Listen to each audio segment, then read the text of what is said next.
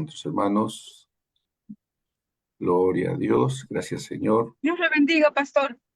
Bienvenida, hermana Camila, de Estados Estoy Unidos. volando, estoy Fiel, volando para llegar a tiempo a la casa.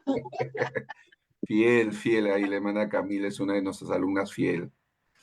Gloria a Dios. Ay, pastor. Estamos ya entrando en vivo. Eso, ya estamos aquí. Gloria a Dios. Muy bien, bienvenidos todos. Bienvenidos a nuestros hermanos allí en el Facebook. Gloria a Dios. Un abrazo para ustedes. Entonces ahí los alumnos van a ir ingresando poco a poco. Estamos en vivo también aquí. Mostrar menos, ya. Oh, ¿qué pasó acá?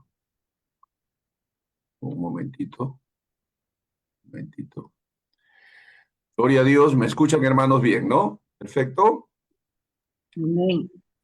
Muy bien, entonces un abrazo para todos, bienvenidos. Vamos a estar compartiendo con ustedes hoy un tema de reflexión que tiene que ver con cómo reconocer, ver a la luz del Nuevo Testamento la gracia de Dios en el Antiguo Testamento.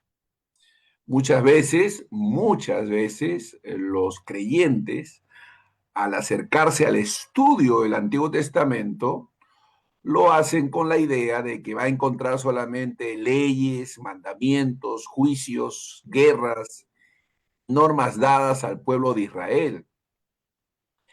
Pero esta sección puede llevarnos a establecer una separación equivocada entre ambos testamentos, el Antiguo y el Nuevo, pensando que el Antiguo Testamento representa únicamente la ley, mientras que el Nuevo Testamento presenta exclusivamente la gracia. Sin embargo, la Biblia constituye una sola historia de redención. Esto es muy importante. La Biblia constituye una sola historia de redención.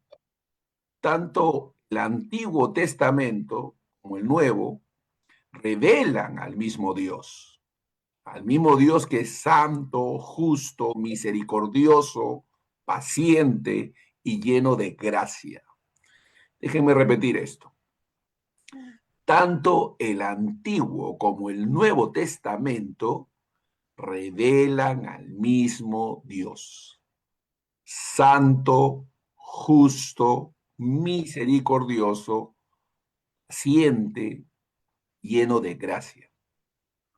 Cuando leemos el Antiguo Testamento a la luz del Nuevo Testamento, y especialmente a la luz de la persona y la obra de Jesucristo, comenzamos a descubrir que la gracia divina está presente desde las primeras páginas de las Escrituras. Esto fue un descubrimiento extraordinario, maravilloso para mí.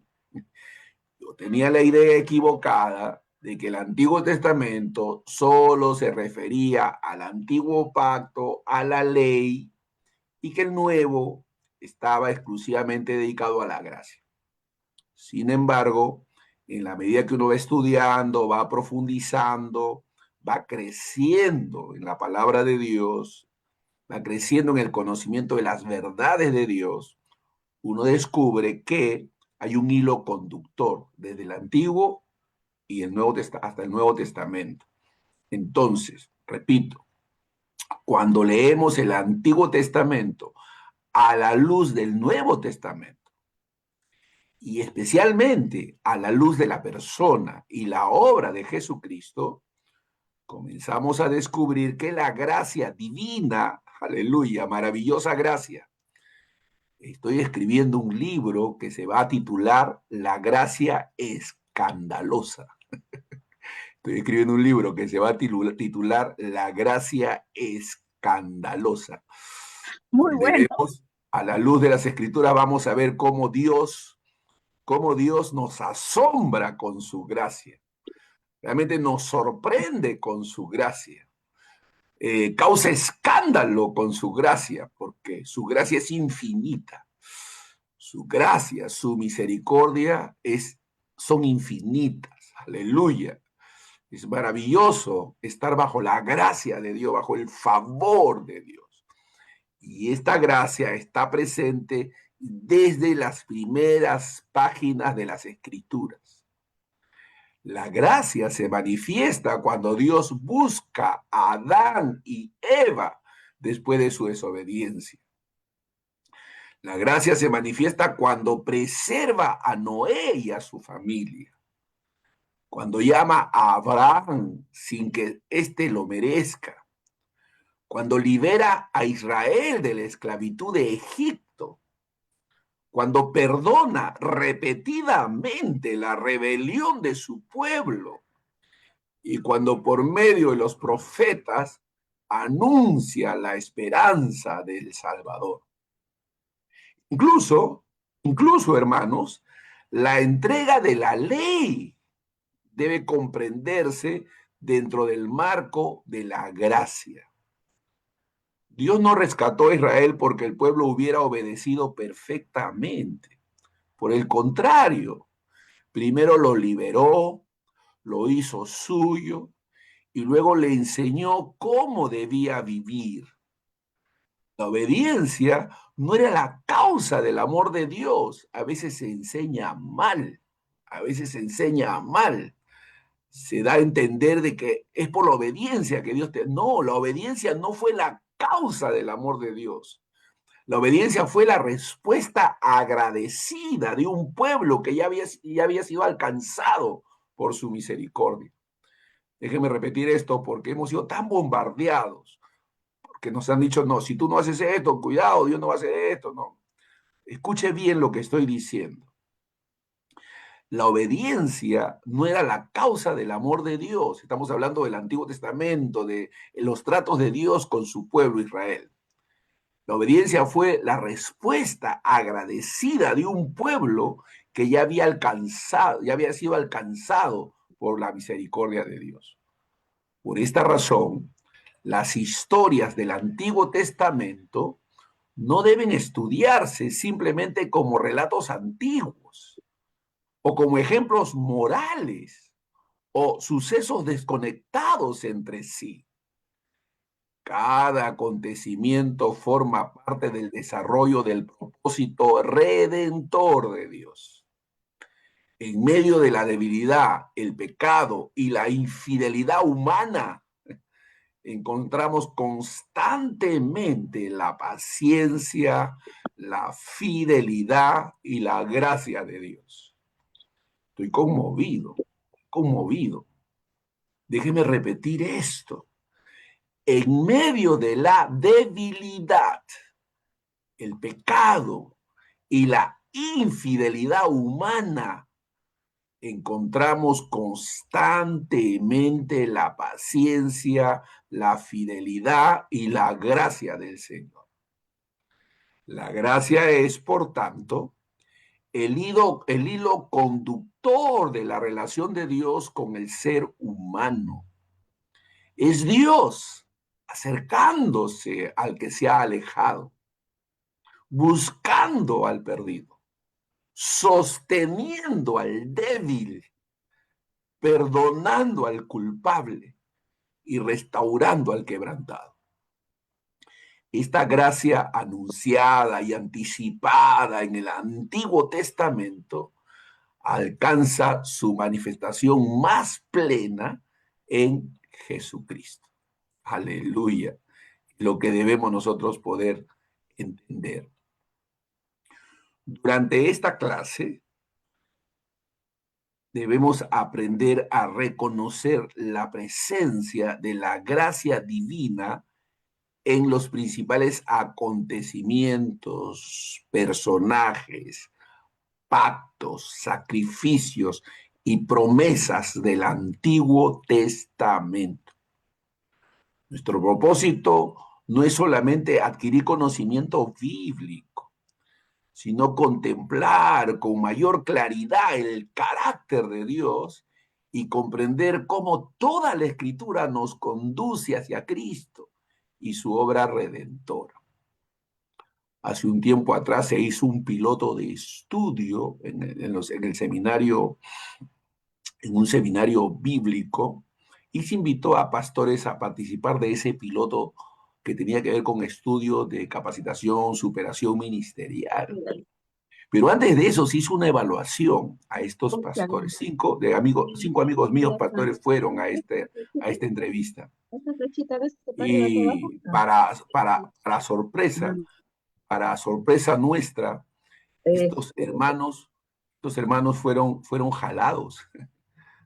Una pena, fueron desaprobados. Estos 5 amigos míos luego vinieron a conversar conmigo, a contarme su experiencia.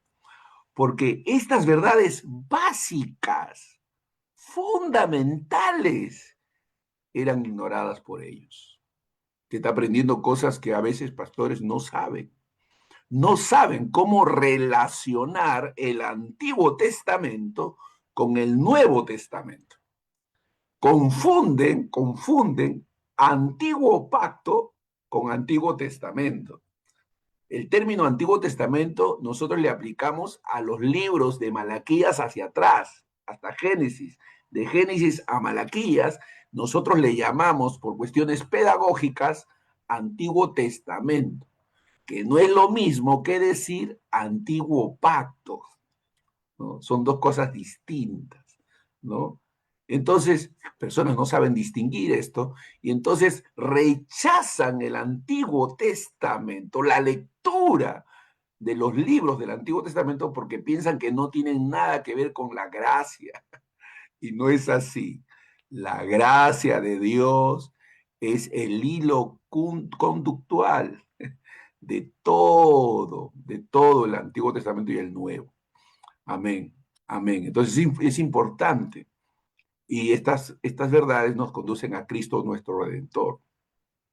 Entonces debemos poder descubrir detrás de cada historia, no solamente la fragilidad del ser humano, ¿eh? Porque es lo que encontramos en las líneas de la palabra de Dios, sino también la fidelidad de un Dios que nunca abandona su propósito, cuya gracia permanece de generación en generación. Yo voy a compartir con ustedes algunos pasajes bíblicos que nos muestran estos ejemplos de gracia. Vamos con el primero, Noé. Vamos a hablar de Noé, de cómo aquí podemos ver manifestada la gracia como iniciativa soberana de rescate. La gracia como iniciativa soberana de rescate.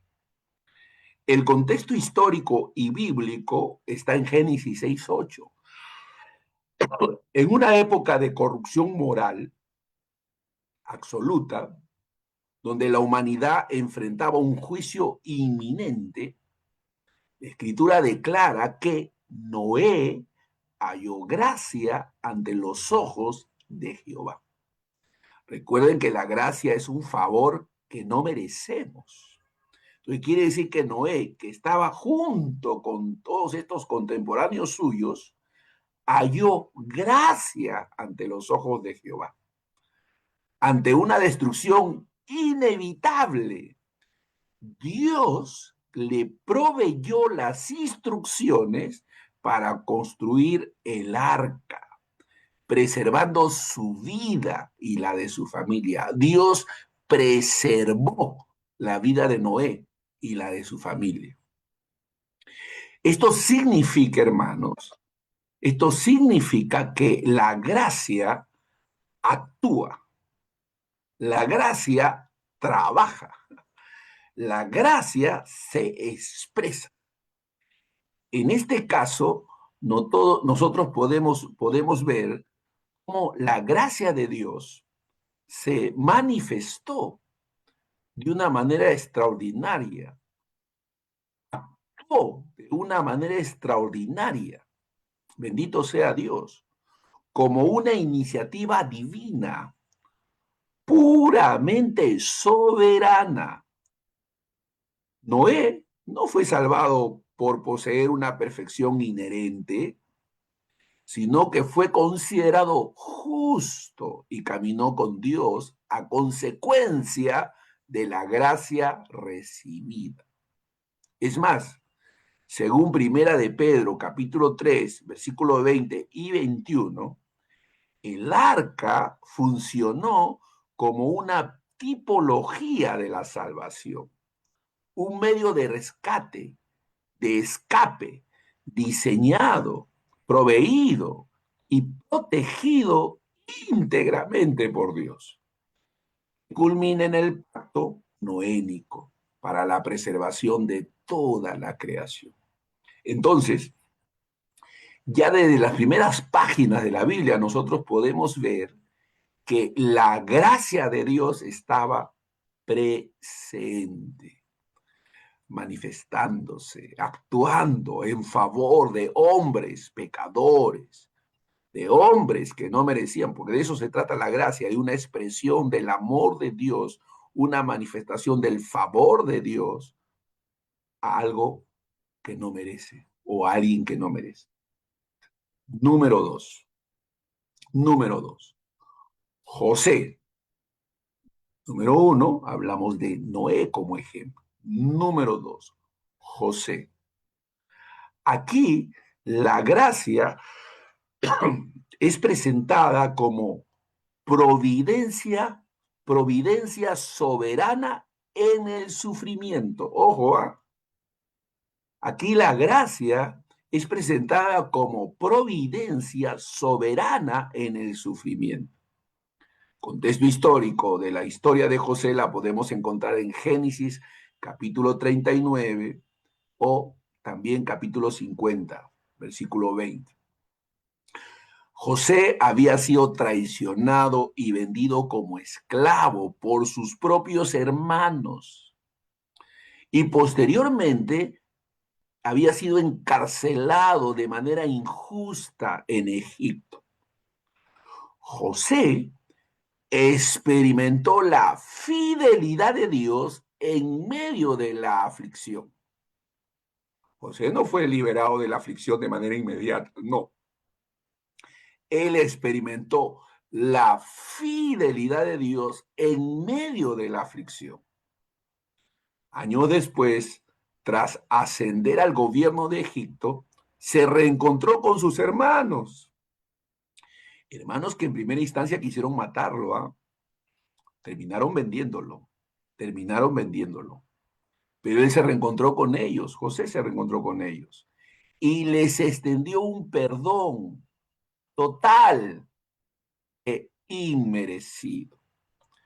Este relato de José nos da un ejemplo de la doctrina de la providencia concurrente. ¿Qué significa la providencia concurrente?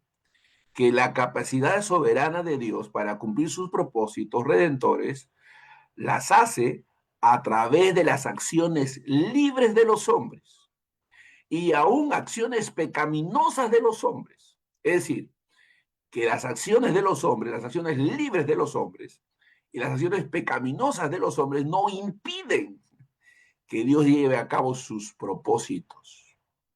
No limitan a Dios en los propósitos que Él quiere cumplir. La gracia no eximió a José del dolor, sino que operó dentro de su sufrimiento para preservar vidas. Su declaración, la declaración de José a sus hermanos, él les dijo: vosotros pensasteis mal contra mí, mas Dios lo encaminó a bien. Esa declaración demuestra cómo la gracia capacita al creyente, ojo, la gracia capacita al creyente para perdonar. Bendito sea Dios. Romper el ciclo de la venganza e integra nuevamente a los culpables en la promesa del pacto. Extraordinario. O sea, la gracia nos capacita para perdonar, para reconciliarnos. Alabado sea Dios. la potencia de la gracia. Estamos hablando del Antiguo Testamento, ¿ah? Donde vemos ejemplos clarísimos de cómo la gracia operó en esos sucesos. Número 3. Hablemos de una mujer que es mencionada en el Nuevo Testamento, pero que era una mujer pagana, cananea, Raab, que en la Biblia se menciona como Raab la ramera. Así se le menciona, Raab la ramera. Así se menciona a esta mujer en el Nuevo Testamento. Pero para resaltar, no que era ramera, sino para resaltar que la gracia estuvo con ella. Esta gracia es expresada ahí inclusiva, de manera inclusiva, y cómo esta mujer es justificada por medio de la fe. Esta historia la podemos encontrar en el libro de Josué, capítulo 2, capítulo 6, ¿no? Ahí podemos encontrar la historia de Raab. Raab, hermanos, era una mujer cananea que ejercía la prostitución en Jericó. Era esta una ciudad pagana, bajo decreto de destrucción.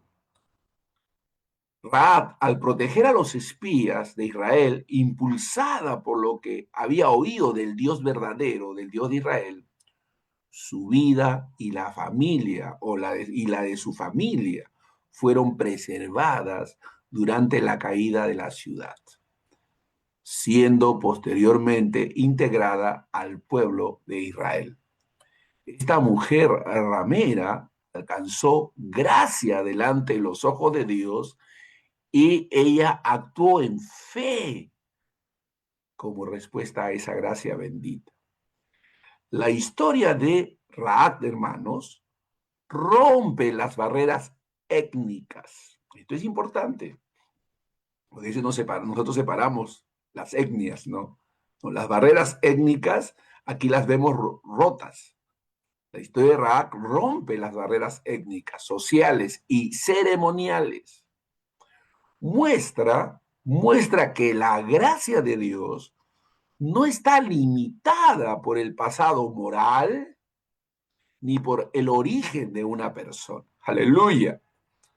La condición de la persona no limita, sea esta una condición social, política, económica y moral, cualquiera que ella sea, no limita la expresión y manifestación de la gracia de Dios.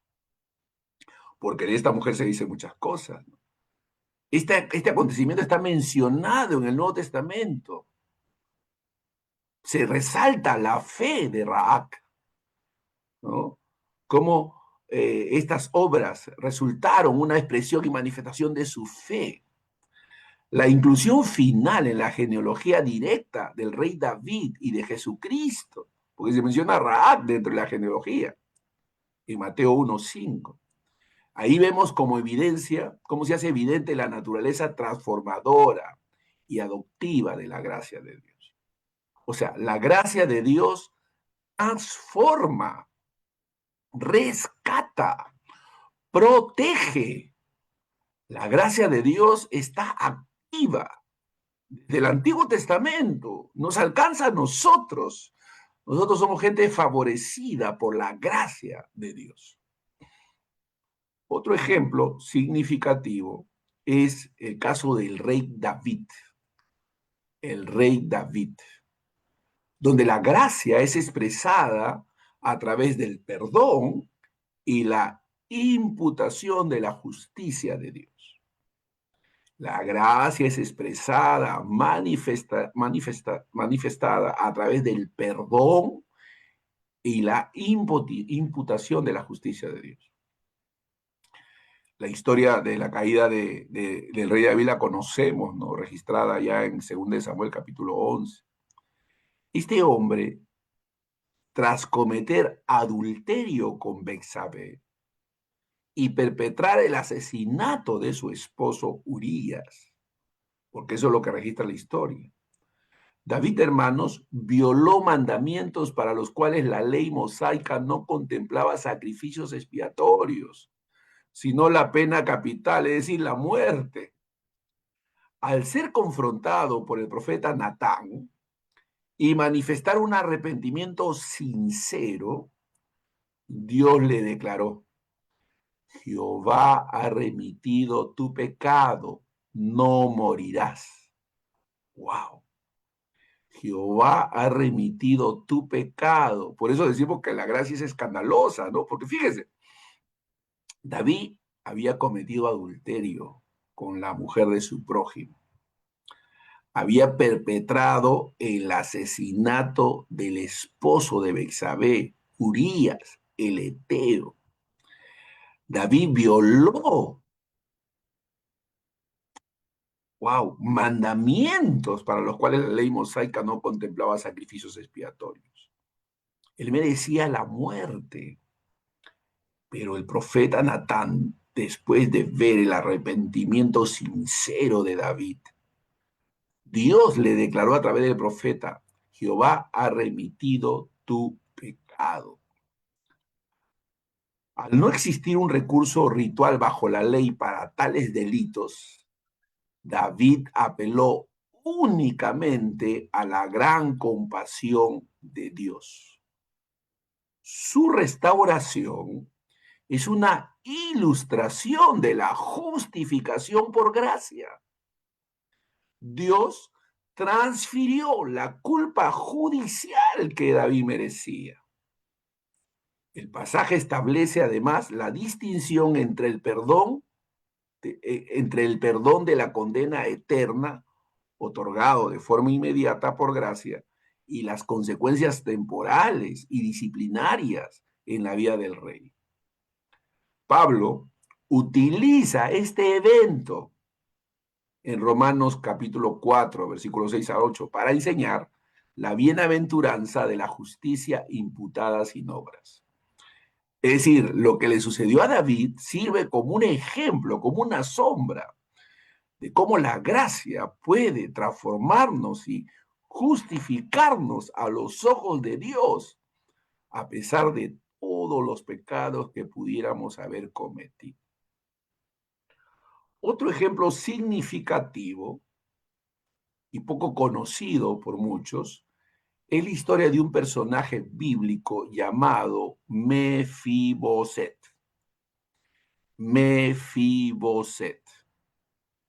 En la historia de Mefiboset, que se encuentra en 2 de Samuel capítulo 9, ¿no? 2 de Samuel capítulo 9, vamos a poder ver la gracia del pacto y la adopción en la mesa real. Aleluya. La gracia del pacto y adopción en la mesa real. Mefiboset, nieto del rey Saúl e hijo de Jonatán, era lisiado de ambos pies y vivía en la extrema pobreza en Lodebar.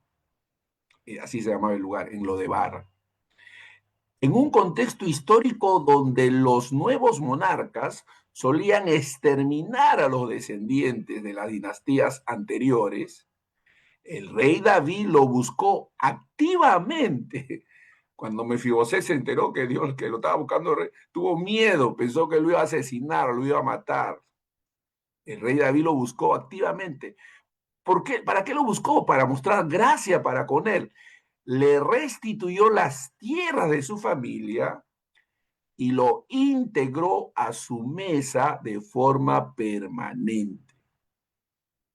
Este relato es significativo, conmovedor,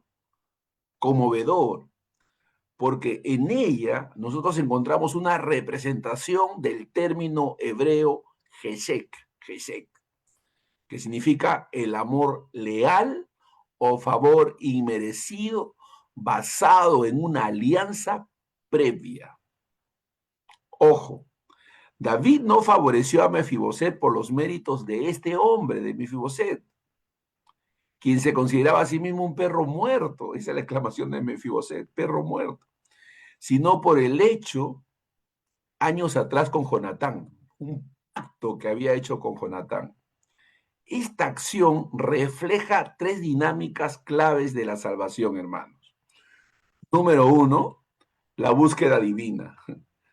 ¿Qué dijo Jesús en el nuevo pacto? No me elegisteis vosotros, antes yo os elegí a ustedes. ¿Qué les dijo al pueblo de Israel? Yo no los escogí a ustedes porque fueran un pueblo grande, sino porque erais el más insignificante de todos. Es decir, no había méritos en ellos. Esto es importante, hermanos. Dios nos ha buscado y nos ha encontrado. La oveja perdida es una ilustración clara de cómo es Dios quien busca y nos encuentra. Aleluya. Hemos sido encontrados por Dios. Es decir, debemos entender, hermanos, que la salvación es una iniciativa divina, ¿no? La iniciativa de ir al encuentro del desamparado en el olvido. Somos como esa moneda perdida que su dueña busca hasta encontrarlo. Así hemos sido encontrados por Dios. Esa es la gracia de Dios. Es una gracia que la gente no comprende. La gente se pregunta, pero nada más, yo tengo que creer nada más. No tengo que hacer algo, dicen, ¿no? No tengo que hacer algo más. Alguna obra tengo que hacer. ¿Cómo es que la salvación así tan fácil? No, la salvación no fue tan fácil. La salvación es un regalo, es una gracia, pero tuvo un precio muy alto. La muerte de nuestro Señor y Salvador Jesucristo. En base a esa gracia, Dios nos busca. La búsqueda divina es una iniciativa de Dios, hermano, de ir al encuentro del desamparado. Lo otro que la gracia que vemos aquí en este análisis de lo que es el relato de Mefiboset es que vemos restauración. O sea, donde hay gracia hay restauración. La devolución inmerecida de una herencia perdida. La devolución inmerecida de una herencia perdida. Dios nos provee. Aleluya. No merecemos, pero Dios nos da recursos. Y también vemos la adopción. Es decir, el paso de una condición de miseria y enemistad a disfrutar de la comunión continua a la mesa del rey como un hijo. Y es que a veces creyentes no se suelen ver como hijos y todavía miran a Dios como si hubiese una enemistad. No, si tú eres un hijo o una hija de Dios, entre Dios y tú hay paz, hay armonía, hay amor, hay gracia, aleluya. Podemos disfrutar de Él, de algo que no merecemos, pero podemos disfrutarlo, podemos ser sentados en la mesa del rey. En conclusión, hermanos, nosotros podemos hallar en cada uno de estos relatos varias cosas que la gracia hace.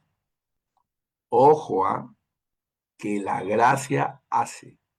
Dios manifiesta su gracia, Dios opera a través de su gracia. La gracia es la manifestación activa de Dios. La gracia es la manifestación del amor activo de Dios. En la historia de Noé, hermano, nosotros encontramos que la gracia nos enseña que la gracia nos rescata. En el ejemplo de Noé, nosotros podemos encontrar que la gracia nos rescata. O sea, la gracia opera en nuestro rescate. En la historia de José, nosotros podemos encontrar cómo la gracia nos sostiene. La gracia nos sostiene en medio de las tribulaciones, las dificultades. En varias oportunidades yo he sido convocado para escuchar a hermanos o hermanas que me han venido a decir, pastor, ya no puedo ya. Pastor, ya este es lo último que yo puedo hacer. Ya no puedo más, pastor.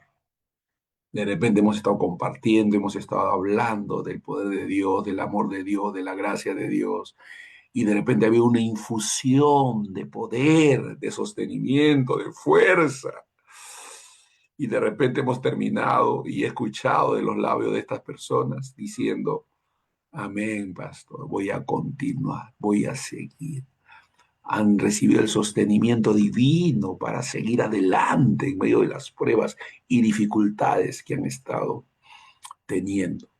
Dios los ha sostenido, Dios nos sostiene, porque la gracia opera en nuestro sostenimiento. La gracia, en el caso de Rahat, nos enseña cómo esta gracia nos incluye. Rahab estaba fuera de las promesas, fuera del pacto, fuera del pueblo de Dios, pero la gracia la atrajo. A pesar de su condición ajena, esto no limitó el poder de la gracia de Dios en favor de ella. Es decir, ni la condición social, ni la condición política, ni la condición económica, ni la condición moral impide que una persona pueda ser alcanzada por la gracia de Dios. Y esto lo podemos ver en el ejemplo de Rahab. Personajes del antiguo pacto, personajes registrados en el Antiguo Testamento, ahí están, pero que experimentaron gracia de Dios, siendo rescatados, siendo sostenidos, siendo incluidos. En el caso de David, hermano, ahí vemos cómo nos enseña que la gracia nos perdona. David alcanzó gracia y Dios lo perdonó. Las cosas que había cometido eran terribles, eran trágicas. Sin embargo, la gracia de Dios lo alcanzó. Y este hombre fue redimido, porque la gracia perdona. Por último, el caso de Mefiboset es realmente extraordinario. Mefiboset fue invitado a sentarse a la mesa del rey. Fue adoptado como parte de la familia de David. ¿Qué nos muestra esto de la gracia? Que por la gracia somos adoptados. Por la gracia somos considerados hijos. Somos considerados participantes y pertenecientes a la familia de Dios. Y todo esto, hermanos, debe para nosotros ser realmente motivo de gratitud. Lo que hacemos nosotros no es tratar de alcanzar favor de Dios, ya lo hemos alcanzado por gracia. Lo que hacemos nosotros es obedecer, es santificarnos, es consagrarnos, porque estamos agradecidos. No para alcanzar el favor de Dios, sino porque ya lo hemos alcanzado en Cristo. Porque por la gracia de Dios es que somos lo que somos. La gracia nos rescata, nos sostiene, nos enseña, hermanos, a vivir una vida diferente. Nos potencia para amar, para perdonar lo que humanamente es imposible hacer. Pero esa gracia nos potencia para ayudar, para bendecir al que nos maldice, para orar por los que nos persiguen, para amar a nuestros enemigos. Es la gracia de Dios lo que hace posible que podamos mostrar favor, gratitud, ser humildes, aceptar y sufrir el agravio. Es la gracia la que nos potencia para todo eso. Entonces la gracia nos sostiene. La gracia ha venido operando desde, hermanos, desde antes. Es más, miren lo que dice la Escritura. Cristo fue inmolado desde antes de la fundación del mundo. ¿Qué significa eso, hermanos? ¿Qué significa que Cristo fue inmolado? Quiere decir que Cristo fue sacrificado desde la eternidad. Quiere decir que la gracia es eterna. La gracia es eterna. La gracia fue mostrada, manifestada en la eternidad. Aleluya.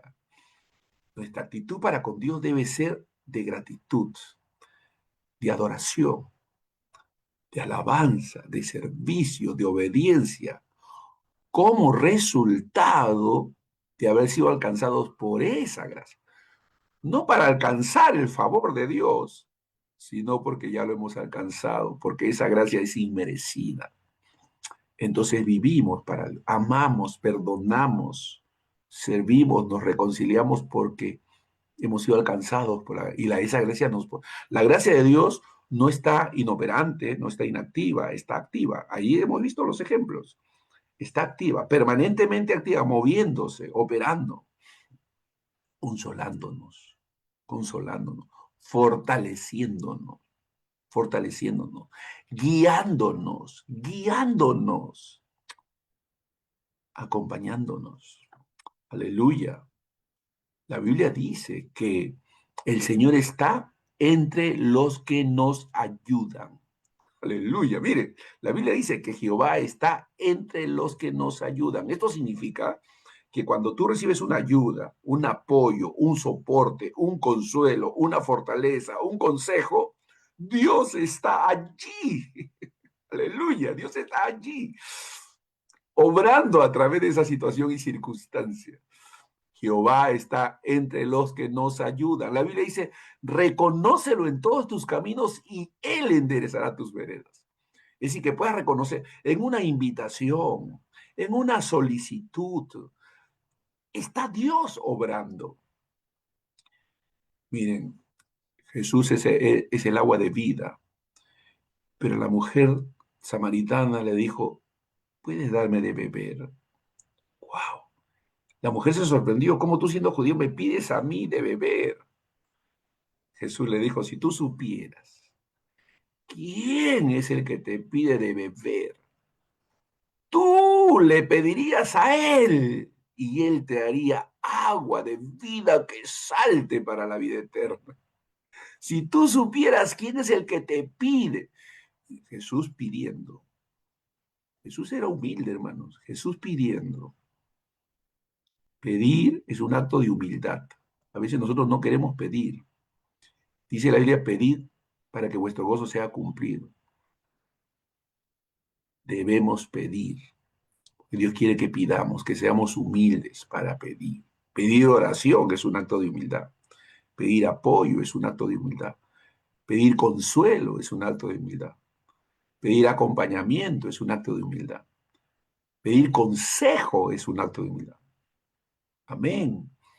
Dios nos da la gracia para hacerlo. La gracia nos hace humildes. La gente malentiende cuando decimos la gracia nos humilla. La gracia nos humilla en el sentido de que nos hace humildes, nos hace capaces de extender palabras de consuelo, de ánimo, de apoyo. Pablo decía, ¿no? Que he propuesto en mi corazón amarlos con todo mi ser, aunque amándolos más, sea amado menos, dice. ¡Wow! ¡Qué tremenda expresión de gracia de parte del apóstol Pablo! Porque él no estaba condicionando su amor al amor de los demás. Él estaba diciendo, yo los voy a amar. No importa si ustedes me aman menos, no importa, yo los voy a amar. Qué maravilloso. Esa es la potencia de la gracia. Así que hermano, hermana, quiero dejar a ti esta reflexión para que tú puedas entender que realmente somos gente favorecida, gente maravillosa, gente bendecida por Dios. Personas dicen, ¿cómo voy a poder decir que Dios sana si estoy enfermo? Puedes decirlo porque Dios es sanador aun cuando tú no experimentes esa sanidad. Porque la sanidad, el que Dios es sanador, tiene que ver con lo que Dios dice, no con lo que Dios, con tu experiencia. Entonces tú puedes decir, declarar que Dios sana, que Dios bendice, que Dios provee, no importa tu situación y circunstancia, porque el Dios que hace eso es fiel. Y la Biblia dice que el que en él cree nunca será avergonzado. Declaremos las bondades de Dios. Declaremos que Él es maravilloso, que Él es perfecto, que Él es amoroso. La Biblia dice que Dios quiere que la gracia reine. La Biblia dice que Dios quiere que la gracia reine. Eso significa de que la gracia debe ser puesta por delante. Y nosotros somos portadores de gracia. Y debemos también manifestar gracia. Eso significa que hay personas que alrededor de nosotros no merecen nada, pero debemos dárselo. Debemos ofrecérselo. Porque la gracia es eso. Es algo que damos sin que el receptor lo merezca. El perdón es un acto de gracia. El amor es un acto de gracia. Así que dejo esta reflexión, hermanos, este mensaje para que sea un cimiento en nuestras vidas y nos ayude a vivir la vida cristiana con gozo, con paz, con libertad, bendiciendo, sirviendo, apoyando, ayudando, contribuyendo al bien del otro, en el nombre de Jesús. Me despido de mis hermanos ahí en el Face, que Dios los bendiga. Esperemos que nos podamos encontrar en la próxima clase y que Dios siga glorificándose en nuestras vidas. Un abrazo para ustedes que nos han acompañado en el Face. María Rodríguez Fernández, un abrazo para ti. Carmen García, gloria a Dios. Aleluya. Consuelo, John Paul, gracias por estar ahí. Que Dios los bendiga, que Dios los guarde, que Dios los levante más y más. En el nombre de Jesús. Un abrazo para ustedes. Me despido de ustedes ahí en el